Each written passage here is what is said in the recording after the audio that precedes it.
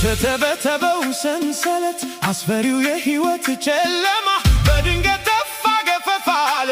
ከሰማይ አንድ ድምፅ ሰማ ሲተማመንብኝ ሲመካ ሲላት ወጣም ፍጹም ከእጆቼ የጌታዬ ፍቅር ማረከኝ። ወጣሁኝ ሰይጣንን ከድቼ ከሕይወትም ሕይወት ከክብርም ክብር መውጣት ከጨለማ ከሙታን መንደር ለሰው በዘመኑ ይሄም አለለካ መስፈሪያ የለው ሰላም ከቶማ ይለካ።